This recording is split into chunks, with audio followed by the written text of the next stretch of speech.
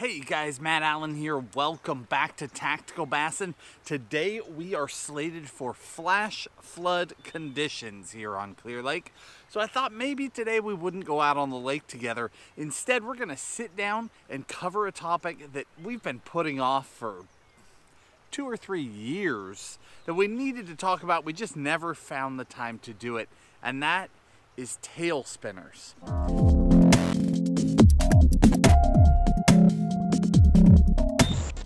The reason why I want to talk to you about tail spinners now in February is because of something we've learned over the last few years. In the past, a tail spinner to me was a fall bait. It was basically just a lift and drop bait, a lot like spooning.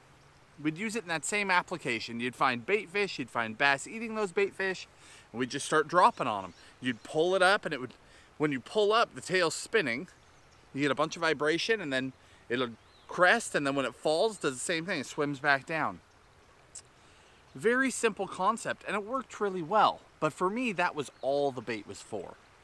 Well, a few years ago, that changed, and that's why we're talking about it in February, going into late winter, early spring. You see, the tail spinner has several other applications, and it turns out that they are great shallow water baits. I've got 4 varieties today that we're going to talk about. This guy here, the first one, that's a Revenge, and that's pretty much your standard tail spinner. Heavyweight, blade in the back. In this case, it's a Colorado blade. Single hook, single treble hook. Tie onto the nose, very simple. There's essentially 3 ways to fish it. One is you're going to throw it out, let it hit bottom, or don't hit bottom, let it sink to where you want it, and then just start a steady retrieve. And it's gonna swim like a spinnerbait. That blade's gonna be back there spinning, making a ton of vibration. When the fish get close to it, that tail is back there spinning, the bait looks good, and they just come up and eat it. That's the first option. The second option is what we already talked about, that dropping down, working it on bait fish, slow, pull it up, let it vibrate up, kill it, let it vibrate down, and they just come up and eat it.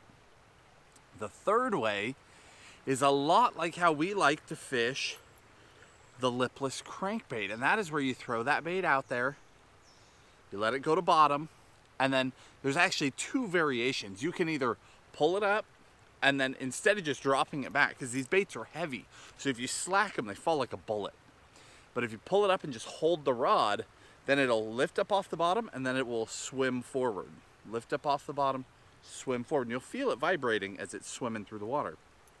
The other way is to give it a couple cranks. Crank, crank, crank, and you just hold the rod still. So when you crank it like that, it lifts it up even farther, but you keep your rod position ready for a hook set. So you crank it up off the bottom, and then it has to do a slow pendulum back down to bottom to make up that line that you took up. Crank, crank, crank, slow pendulum back to bottom. Those are the 3 ways that we fish it. What we've discovered is that it works really well in shallow water. And you wouldn't think that with a half, 3/4, 1 ounce bait. You know, these baits, some of them are heavy. They work really well in the shallows. Now, the other 3, we've talked about the one. The other 3, there's this little guy, Duo Realis Spin. Little tiny, tiny, lightweight. Look how small those hooks are. Can you see that? Tiny little hooks. We bought this one this fall. You might remember that. We bought it as part of that giant unboxing that Tim and I did together. Well, this bait proved to be a winner. Caught a bunch of fish on this. Actually doing that drop and raise technique over some schooling fish this fall, and just had a ball with that bait. Now, because that comes in all the way down to a 1/4 ounce, it's an exceptional shallow water option. It's got little tiny hooks. You're almost fishing that same category as a spy bait. Little tiny blade, putting out a little bit of vibration. The bait itself looks great, and you're just slow, steady fishing that thing around docks or brush or cover and pulling those fish out to it. The other 2, this guy here, it's a Demiki Axe blade. And this is the one that really got me back into tail spinners. The Demiki It's got a willow on the back, which you guys know I love willow blades. In every application that has a blade, I like willow blades if I have a choice. But what I really liked about it is that extra hook in the back. Because as a whole, all of these baits, all the tail spinners, you need to change the hardware out on. I mean, there are exceptions to the rule, but if you want to be safe, change them all. They are heavy baits, and I'm going to circle back to this here in just a second, really explain tackle and how to use it to your advantage, because a tail spinner is a great way to lose fish too if you don't do it right. It can really be upsetting. So just know that that second hook makes a big difference for me. We'll circle back to that. And then last is this guy, and this is from Blade Runner. Now you'll notice what's different about this one is that there's no hook. There's a hole in the top of the head.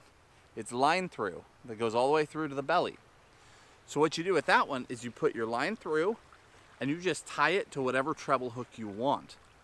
That one is really unique because then when you hook a fish, this bait can just slide on the line and you've just got a treble hook in the fish's mouth.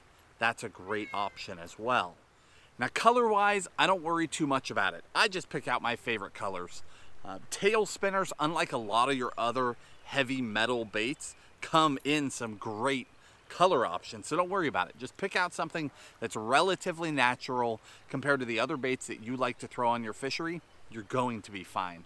Now, out of those three techniques, if I had to pick one, again, my favorite is throw it out, let that thing settle to the bottom in the shallow water. I love fishing it around dock pilings. That's probably the #1 way that I like to fish it.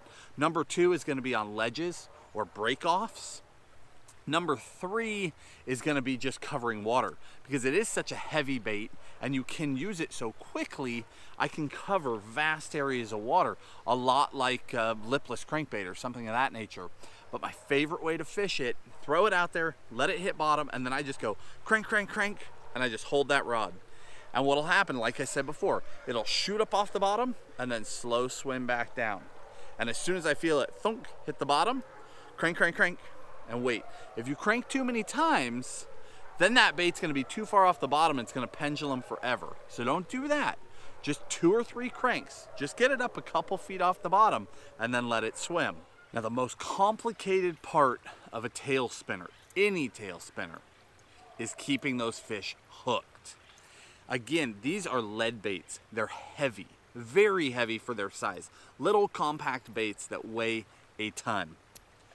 So what do? Because when you hook fish, you know, lipless crankbaits traditionally had a horrible reputation for losing fish.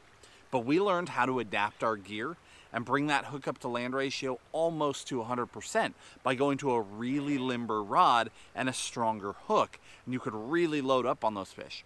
Well, the tail spinner is no different. If you go at this with whatever gear and you just tie it on a rod and you go fish, you're gonna face some heartbreak. But if you take a minute and adapt your equipment, it's gonna make all the difference in the world. So here's what we've learned. First off, stock hardware has to go. We replace the split rings simply because we want to be safe. So we always replace our split rings. Put #3 hyperwire split ring on all these, you'll be just fine. Except the little tiny duo. There you need #2. But all the others, #3. The hook itself, you need to go to a 3X style hook, which is a strong hook. A 3X hook is stout.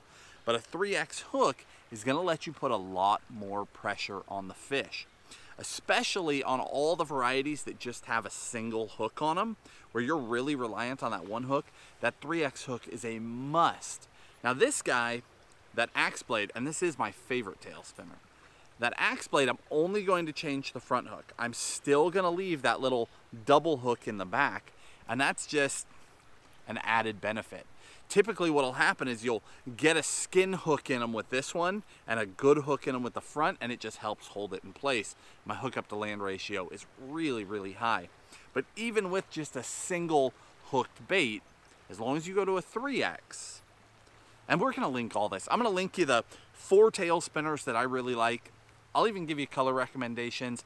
I'll link you the split ring, the exact hook that we use, the gear, all this stuff to make it really, really simple. Now the gear, this is the part that will surprise you, because typically as soon as you go to a small treble hook, Tim and I are all about that 845 CBR, which is a 7-foot medium crankbait rod, a super limber rod. I do not throw a tail spinner on a crankbait rod. I don't think it's the right application. That's why the 3X hook is important. I throw this very specifically on a 7-foot medium. And I've tried it on half a dozen different brands. As long as you're in that medium zone, you're good.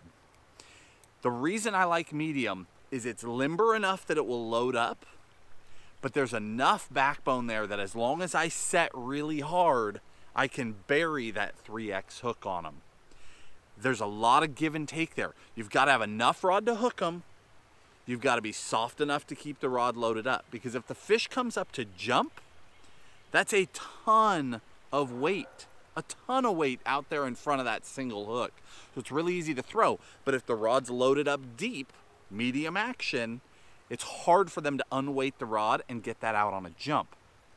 And then because your 3X hook, you can pull hard against those fish and grind on them and keep them pinned without bending out the hook point. Does that make sense? So this, unlike a lot of techniques, a specific rod is very, very important. But if you stick to that, a 7-foot medium with a 3X replacement hook, and you pull hard on those fish, you are going to love this technique. And we didn't dream this up. I'm going to tell you the truth right here. Like I said, I've always done the drag and drop thing.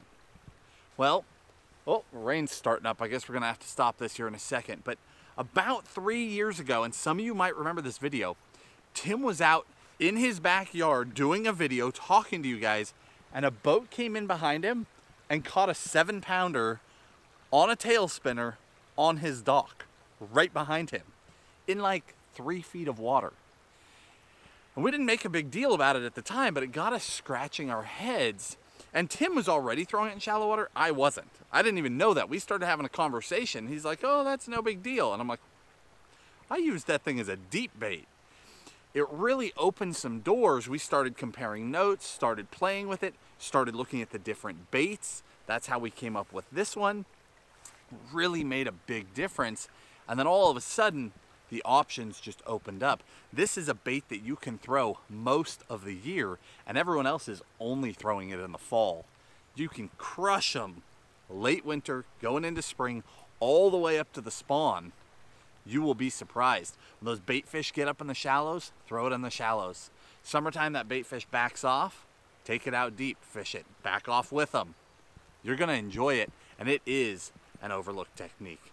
Guys, I hope this video helps you. If you enjoyed it, hit that like button, subscribe to the channel, and we'll talk to you soon.